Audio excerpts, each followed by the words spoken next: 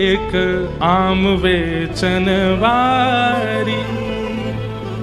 एक आम बेचने वाली आई है और सिर पे अपने टोकरी लेकर के आम लेती हुई चल रही है। अरे कोई आम ले लो, अरे कोई आम ले लो, अरे कोई आम ले लो, कहती ले, अरे कोई आम ले लो,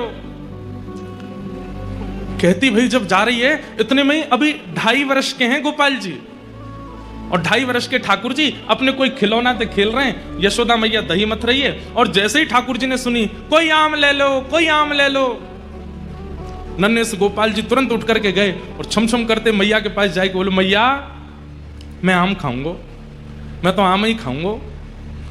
मैया बोली, लाला तेरे बाबा ने पूरे भंडार भर रखे हैं फलन थे, मां सेब उधरे, आम उधरे, अंगूर उधरे, सबरे फल भरे पड़े हैं, जाके खा ले और आम लेकर के खा करेगो। लेकिन बालकों का स्वभाव है, ठाकुर जी को स्वभाव है, मैं खुद खरीद के लाऊंगा, अपने हाथन से खरीद के लाऊंगा फिर पाऊंगा, बाबा की खरीदी वही चीज ना लूंगा। मैया मैं तो आम खाऊंगा, आम रोने लगे। मैया बोली, लाला जे फल ऐसे ही ना मिलो करें, कछु देनो पड़े तब मिले, तू कहा देगो। अरे मैया तू कैसी बात करे। बोले, क्यों? तेरो लाला इतनो मलूक है, मैं जोर ते हंस जाऊं तो सामने वाले मांग वही भूल जाएं। मैया मैं तो जाए करके हंस जाऊंगा, 2 दतुइयां दिख जाएंगी, सोई फलवारी कछु ना मांगेगी। मैया बोली, कहां से सीखा है, कौन ने बताई तू मलूक है? लाला ऐसे ना देगी फलवारी कछु लेके जा। सो ठाकुर जी बोले, मैया मैं एक काम करूं। बोले, कहा? अनाज ले जाऊं संग में और अपनी अंजलि में भर के ले जाऊंगा, बाकू दे दूंगा, बाद फल ले आऊंगा। सो नेक्स्ट से गोपाल जी 2.5 साल के अपने दोनों हस्त कमल को अंजलि बनाए करके और वहां में ऐसे अनाज भर लें, गेहूं भर लें और ठाकुर जी अब जा रहे हैं फल लेवे के काजे। अब हमारी तरह विवेकी थोड़ी है जो धीमे धीमे जाए, ठाकुर जी तो उछल कूद करते हुए जा रहे हैं, ऐसे ही लेके जा रहे हैं, यूं भी नहीं कि बाकू ऐसे दबा ले। अब जैसे ही उछल कूद करते हुए तो सबरे अनाज गिरते जा रहे हैं। मैया कह रही है, अरे लाला ने को नहीं जाने कछु भी, ऐसा घोर हो है मेरो लाला। और ठाकुर जी दौड़ के जा रहे हैं, मुख पे चिंता है, क्यों? कि फलवारी कहीं चली नहीं जाए। छोटी सी गली में ते नंद भवन ते निकर करके ठाकुर जी आ रहे हैं और सुनो, लत्ता नाए पहने, वस्त्र नाए पहने, केवल कौंधनी पहन रखी है। वह कौंधनी में ही क्षुद्र घंटिका इतनी लंबी लंबी है कि वाकई ठाकुर जी को जो है काय सब ढक रहे हो है, बाकी नहीं तो सब आज हरी देखे नंगम नंगा। भैया ये भी एक सौभाग्य दर्शन है कि ठाकुर जी बिना वस्त्र के ही दिख रहे हैं। एक मुझे किसी बालक ने चित्र बना के दिया, आप लोग मत बनाना, उसमें ठाकुर जी 1 वर्ष के ठाकुर जी हैं और ठाकुर जी के 4 भुजा हैं, शंख चक्र गदा पद्म, और शंख चक्र गदा पद्म 1 वर्ष के ठाकुर जी और बिना वस्त्र के मंद मंद मुस्कुरा रहे हैं, इतनी प्यारी छवि है। और ठाकुर जी दौड़ते भय जा रहे हैं, अनाज सब गिरतो जा रहा हो। 2.5 वर्ष के बालक की चाल सीधी नहीं होती, वो चले कैसे? सीधो भी चले तो ऐसा लगे टेढ़ो जा रहा है।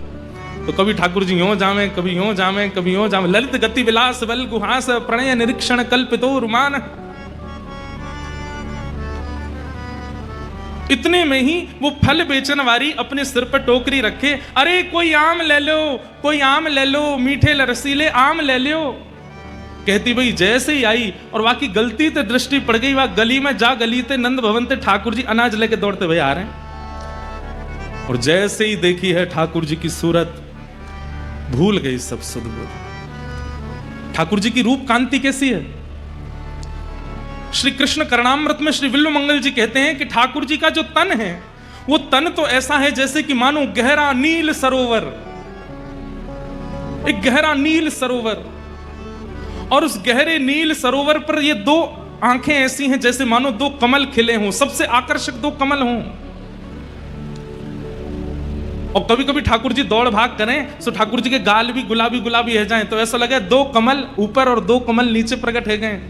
ठाकुर जी की अंग कांति तो श्याम वर्ण की है, परंतु ये हस्त कमल ये भी गुलाबी है, चरण कमल ये भी गुलाबी है, ओष्ठ ये भी गुलाबी है।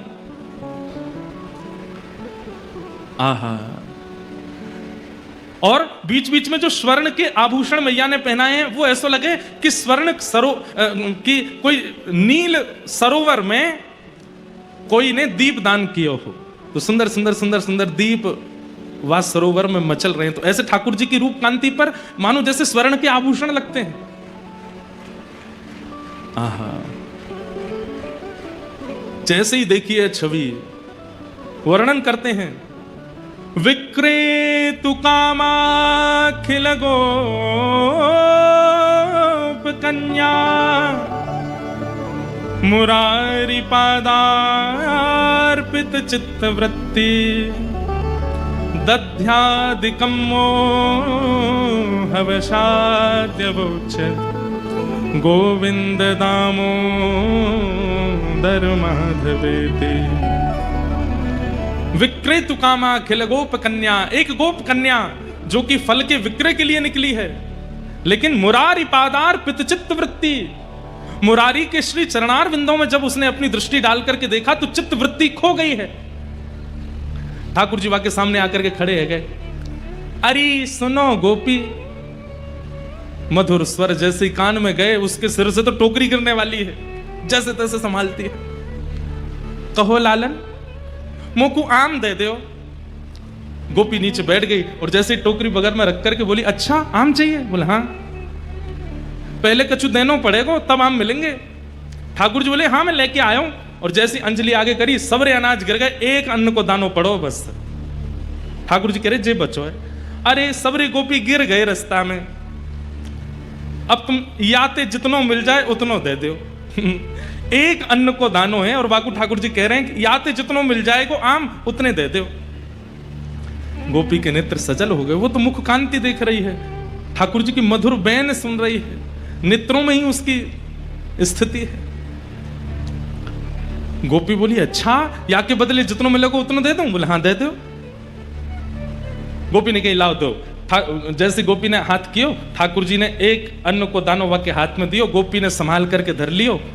अब तो लेकर के महाराज एक आम हाथ में, दूसरा आम दूसरे हाथ में, दूसरा आम और दियो, तीसरा आम और दियो, 4-5 आम ठाकुर जी को पकड़ा दिए। ठाकुर जी ऐसे खड़े है गए, 4 आमन में ही ठाकुर जी तो भर गए, छोटे से हैं। बस गोपी इतना ही बहुत है, वो ना है तुमने जो दियो बातें तो और ज्यादा मिलेगा, लेके जाना पड़ेगा।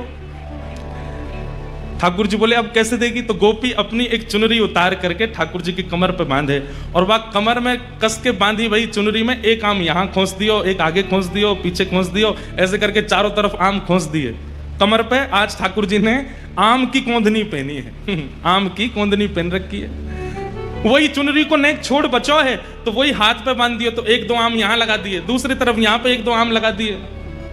चुनरी को एक छोड़ और फाड़ करके सिर पे बांधो, 2 आम यहाँ लगा दिए, एक आगे एक पीछे लगा दियो।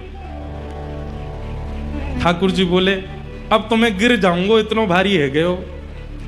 गोपी बोली अब जाओ। अब ठाकुर जी ने ऐसे आम भर रखे हैं, सिर पे भी आम लग रहे हैं, यहाँ पे वो आम फंसे हुए हैं, यहाँ पे वो आम लगे। अब ठाकुर जी जब चले तो ऐसे चल रहे हैं कोई गिर नहीं जाए। कहीं कहीं कोई आम ज्यादा दब गया तो वहां में ते रस निकल करके आ रहा हो, वो ठाकुर जी को स्नान करा रहा है। और ठाकुर जी ज्यों ज्यों पग बढ़ा के चलते जा रहे हैं त्यों त्यों वो गोपी निहाल लेती जा रही है। मन में इच्छा है रही है कि ये जाए ना, ऐसे ही देखत रहूं तो मैं जन्म सफल कर मानूं, मैं ऐसे ही देखती रहूं इनको। वहां से यशोदा मैया लाला की झांकी देख रही है और यहां से वो आम बेकनवारी देख रही है। ठाकुर जी की छवि देख करके निहाल है गई और जैसे ही सिर पर आम की टोकरी लेकर के निकली है, पहले तो कह रही आम ले लो, लेकिन अब रास्ता में कहती जा रही है अरे कोई गोपाल ले लो, अरे कोई गोविंद ले लो, अरे कोई घनश्याम ले लो, अरे कोई लाला ले लो, अरे कोई कृष्ण ले लो। कृष्ण गोविंद गोपाल मधुसूदन मुरारी कहती हुई जा रही है। आहा, वह एक अन्न के दाने को बार बार शीश से लगावे, नेत्रंश अश्रुपात कह रहे हैं। बहाने बना बना करके रोज जावे नंद भवन के सामने और ठाकुर जी रोज वहां से कछु खरीद वे जावे। ऐसी कृपा ठाकुर जी ने वाके ऊपर करी है। विक्रेतु कामा खेल गोप कन्या मुरारी पादार्पित चित्त वृत्ति दध्यादिकं मोहवशाद्यवोच्य गोविंद दामोदर माधवेति।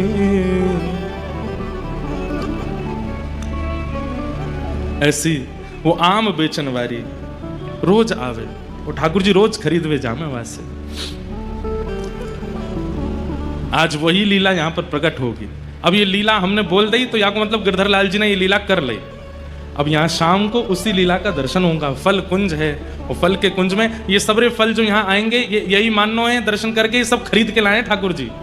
हमारे लाल जी तो इतने से और हैं, आम भी बड़ो है उनते कैसे खरीद के लाए होंगे।